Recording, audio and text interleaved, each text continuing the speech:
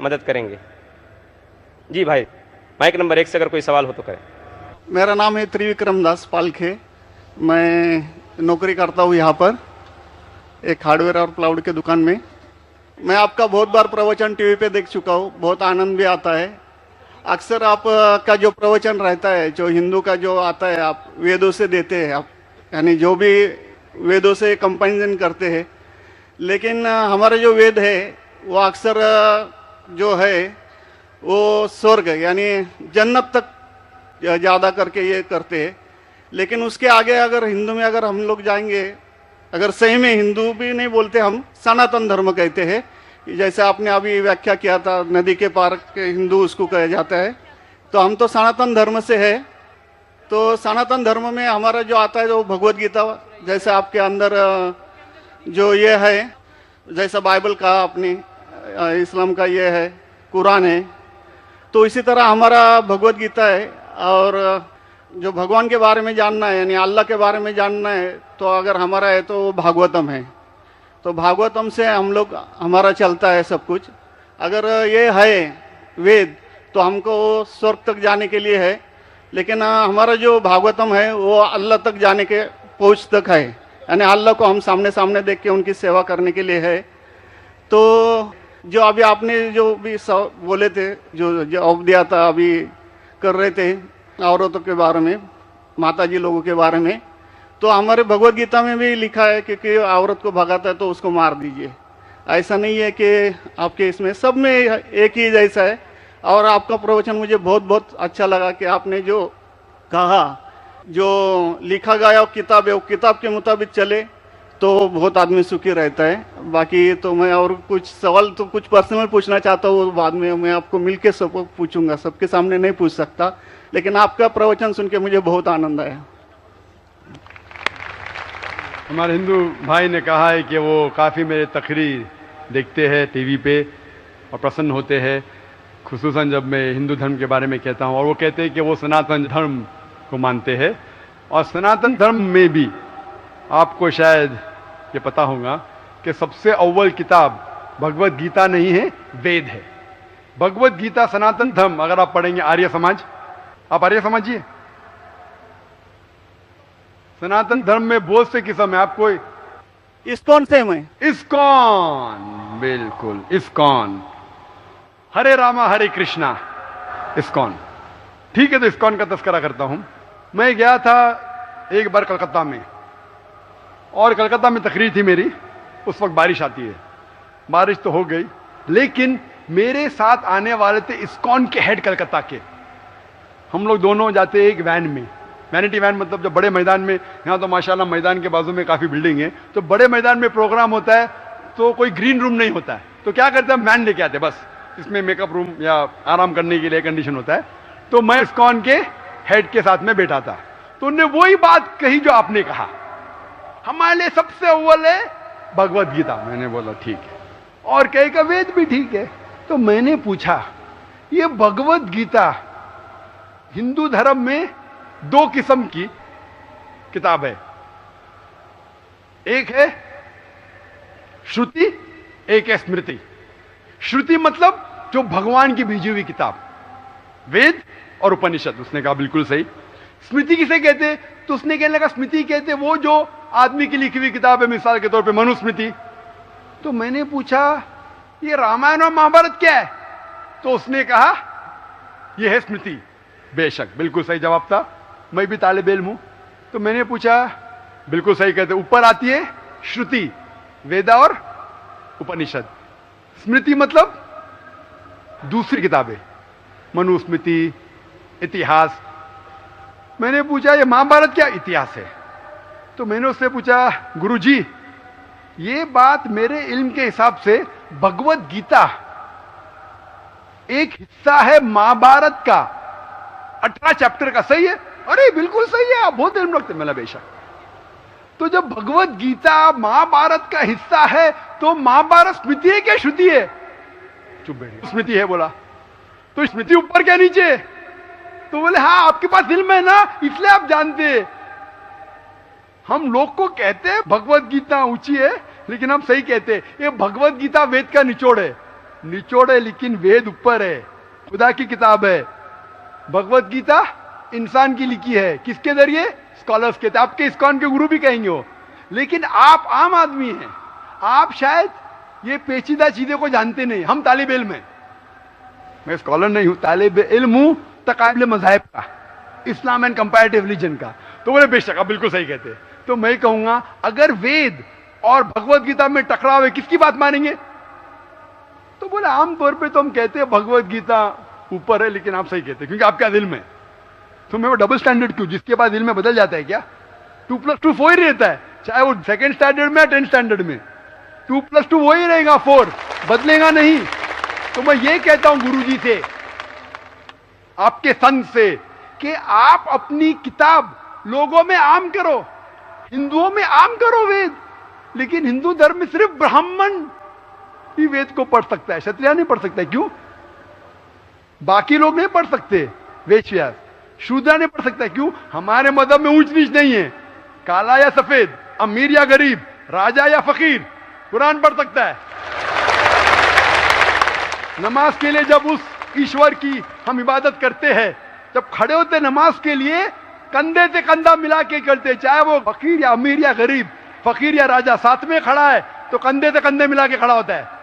और आप यहां देखेंगे, और मैं अल्हम्दुलिल्लाह कई बार सऊदी अरब गया हूं और किंग अब्दुल्ला की दावत पे भी गया हूं, माशाल्लाह उनकी सिक्योरिटी रहती है, तो सिक्योरिटी हट जाती है, आप साथ में तो साथ में, अल्हम्दुलिल्लाह।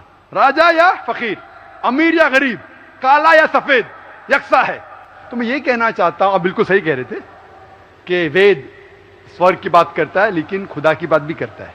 भगवत गीता में भी स्वर्ग की बात लिखा है, खुदा का भी लिखा है। आप बोले अल्लाह के करीब आने के लिए भगवत गीता सही है, बराबर। मैं ये नहीं कह रहा हूँ कि ये वेदों में नहीं कहा है, वेदों में बहुत आखिरी में आता है, लेकिन जो भगवत गीता जो है वो डायरेक्ट भगवान हुआ है, यानी अल्लाह ने कहा हुआ है, ऐसा है। तो इसके लिए अभी वेद तो संस्कृत में है, वो पढ़ नहीं सकते, लेकिन जो भगवत गीता है वो बहुत सारी इसमें ट्रांसलेशन हो गई है। और जो भगवत गीता है बहुत सारे आदमी ने यानी लिखी हुई है, करीबन 200-300 लोगों ने लिखी है अपने अपने हिसाब से। हाँ, बिल्कुल सही कहा। लेकिन इस्कॉन का जो गीता है, भगवत गीता, वो गुरु परंपरा में है, वो भी आदमी है, एज इट इज लिखा हुआ है। यानी वो परंपरा में अगर गया तो वो कृष्ण तक गया, यानी जिसने जो कहा है वो एज इट इज है, इसके लिए उसका लिखा हुआ as it is Bhagavad Gita. आपके स्वामी प्रभुपदा, बराबर? यस, बराबर हुआ, स्वामी प्रभुपदा। प्रभुपदा इंसानी थे ना? हाँ, इंसानी थे ना, मैं किधर ना बोल रहा हूँ। ये हमारा कुरान जो है ना, डायरेक्ट अल्लाह की तरफ से, तो ना मोहम्मद सल्लल्लाहु अलैहि वसल्लम ने लिखा है। वही हम लोग ने ये कुरान जो है डायरेक्ट अल्लाह की नाज़िल, यूं बहू। इसलिए जितने भी दिगर मज़ाहिब की किताब है, जैसे वक्त जाने लगे बदलते गए। आप बिल्कुल सही कहते, 300 किस्म की किताब है, बाइबल सैकड़ों किस्म, हमारे IRF में 200 किस्म की बाइबल है। आप किस में मानेंगे? कुरान आप लो, कोई भी कुरान लो, इंडिया में, अमेरिका में, यूके में, हिंदुस्तान में, पुणे में, हूबहू वही है। एक लफ्ज की बात दूर रही, आ की मात्रा, ई की मात्रा, जबर जेर पेश, वो भी फर्क नहीं है, फत्ता दम्मा कसरा में भी फर्क नहीं है।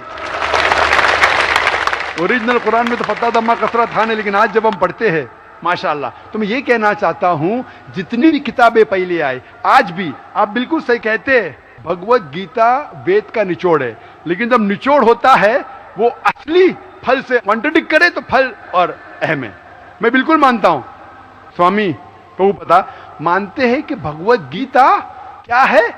वेद का निचोड़ है। और वो कहते हैं, मैं भी पढ़ चुका हूं, आपकी Bhagavad Gita as it is पढ़ चुका हूं, उसमें ही लिखा, उसका ही ट्रांसलेशन था। भगवत गीता अध्याय नंबर 7 श्लोका नंबर 20 में, जो कोई दुनियादारी के पीछे भागता है वो गलत खुदाओं के पीछे भागता है।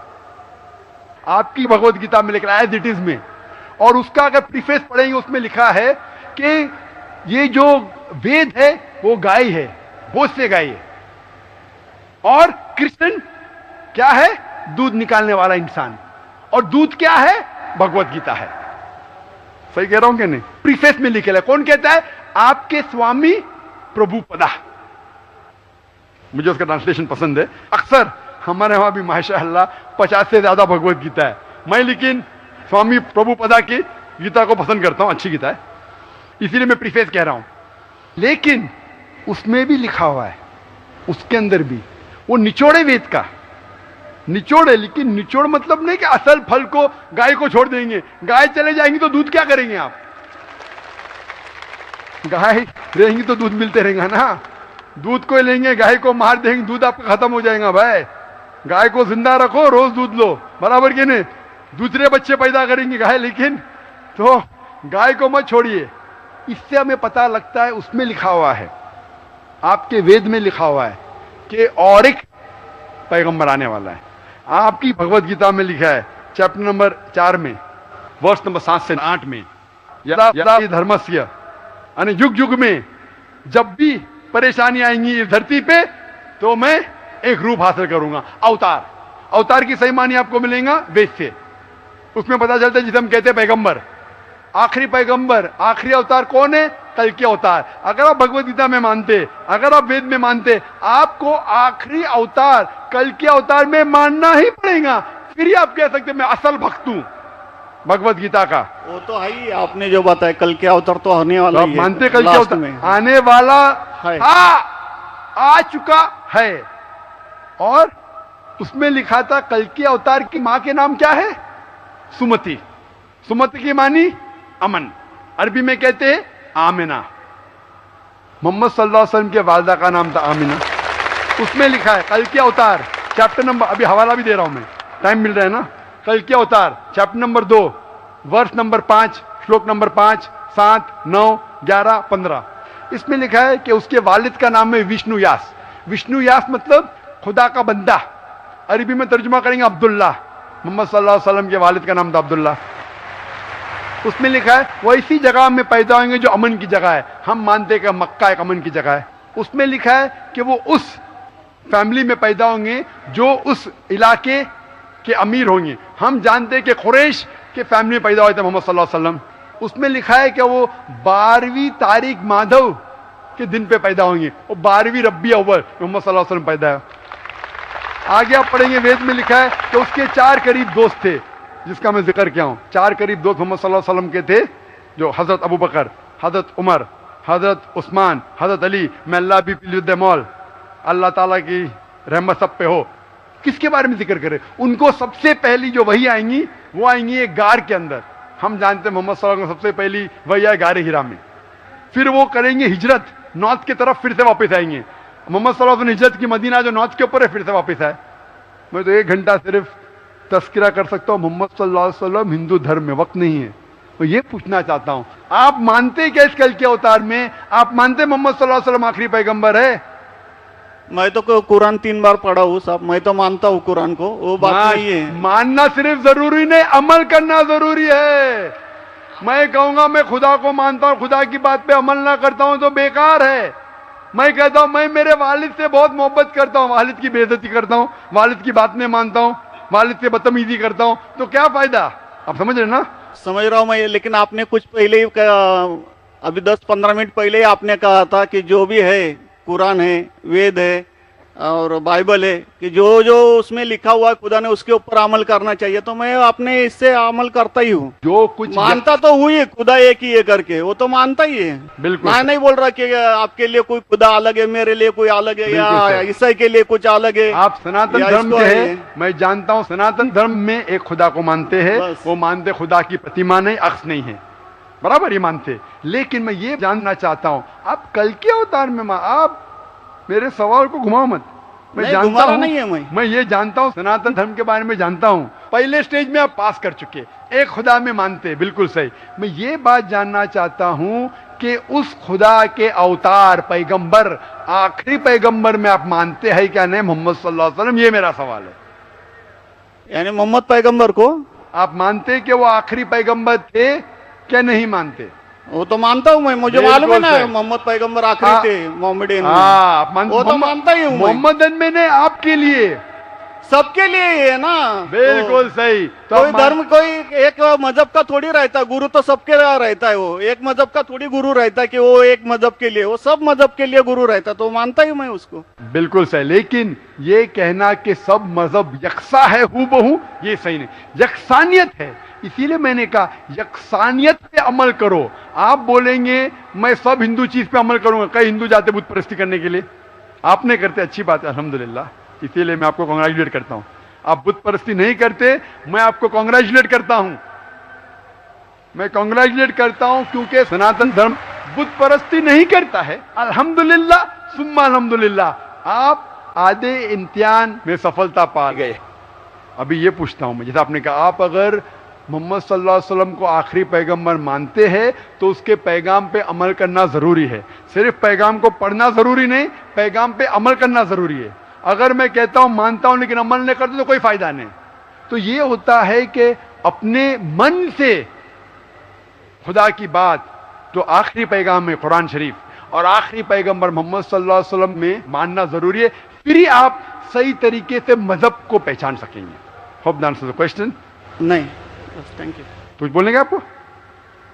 मुझे ये कहना चाहिए था, अभी आप बोल रहे थे अमल करना चाहिए, अमल करना चाहिए, तो मैं मोमिन बनने का पूरा कोशिश किया, क्योंकि मैं वो मोमिन का क्या रहता है वो 3-4 इसमें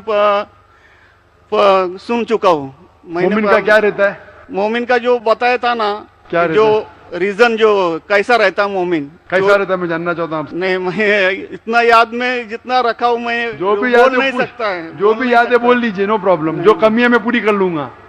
नहीं नहीं यार, जान लीजिए, अगर दूसरे को भी क्वेश्चन पूछना है मैं आपसे मोहब्बत करता हूँ, मैं आपको पर्सनली मिलता हूँ बाद में। अच्छा, बाद में मिलेंगे स्टेज के बाद इंशाल्लाह। ठीक है, हरे कृष्णा। बहनों की तरफ से कोई अगर सवाल हो तो गैर मुस्लिम बहनों को तरजीह दी जाए, उनको पहले मौका दिया जाए। My name is Sneha Manoj Raizada. I'm studying. My question is, I want to convert into a Muslim. I'm following Islam for a year now, and I have a problem. My parents